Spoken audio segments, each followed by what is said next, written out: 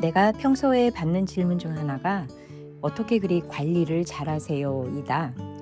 자랑질 같긴 하지만 나이가 들어가면서도 예전과 비슷한 몸매와 체구를 가지고 있는 내게 그 비결이 궁금해서 하는 질문이란다. 제가 하는 관리가 딱 하나예요. 그냥 몸무게만 관리해요. 몸무게 윈도우가 있어요. 그래서 그 수치에 근접하면 스스로 경고하고 덜 먹는 거죠.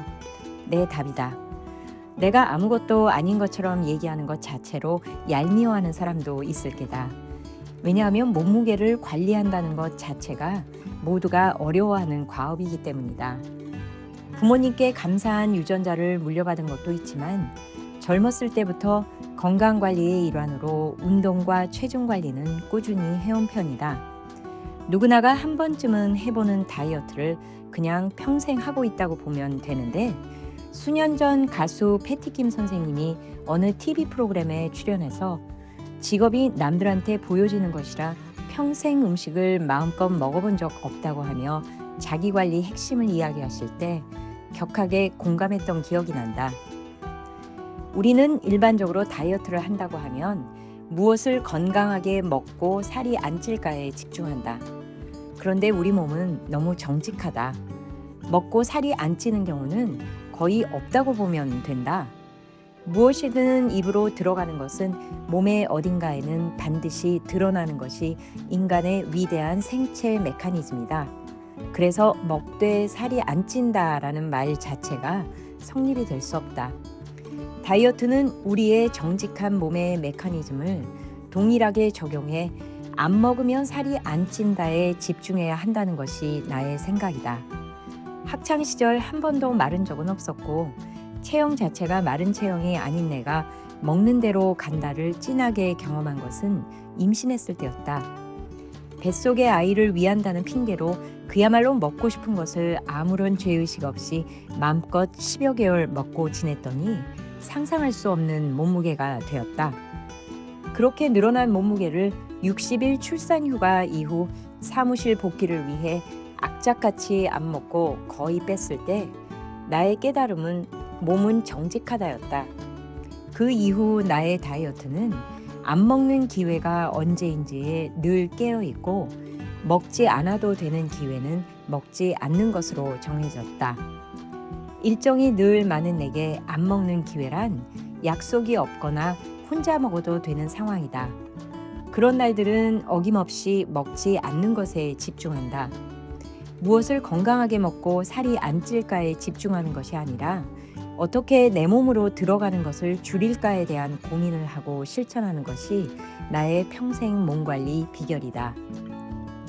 조직에서 문제 해결을 한다고 하면 통상 현상인식, 원인 분석, 대안 도출, 해결 순서로 프로세스를 거친다. 그런데 현상인식과 원인 분석 단계에서 우리가 너무도 잘하는 것이 뭐뭐 때문에 안 된다를 정리하는 것이다.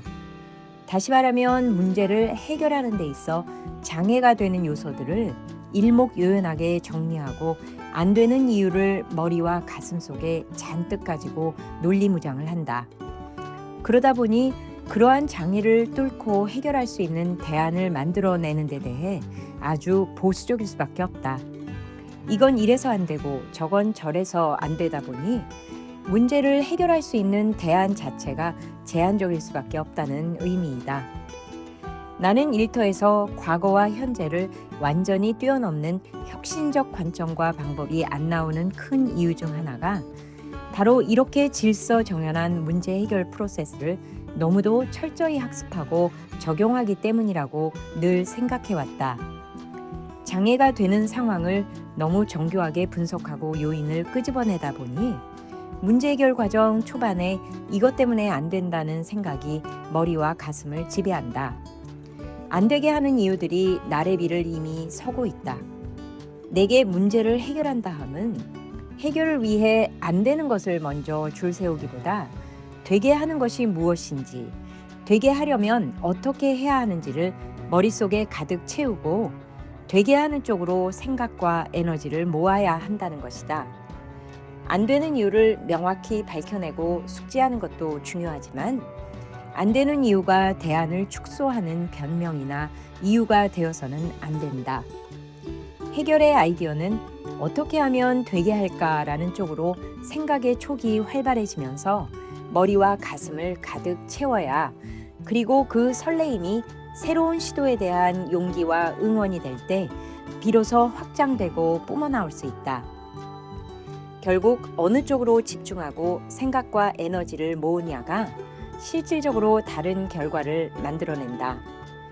먹으면서 살이 안 찌는데 온 신경을 쏟을지, 안 먹을 기회를 놓치지 않고 관리하는 것에 집중할지, 문제 해결이 안 되는 세세한 이유를 밝혀내는데 온 힘을 쏟을지, 해결이 되게 하려면 어떻게 하는 것이 좋을지에 에너지를 모으고 확장된 아이디어와 해결 방법을 창출해낼지는 본인의 선택이다. 남들이 모두 한다고 해서, 또 그렇게 하라고 배웠다고 해서 꼭 다 그런 생각과 행동을 할 필요는 없다. 가끔은 남들이 하는 대로 또는 시키는 대로 안 하는 청개구리 마인드가 좋다. 그래야 예상치 못한 엄청난 결과의 가능성도 높일 수 있다.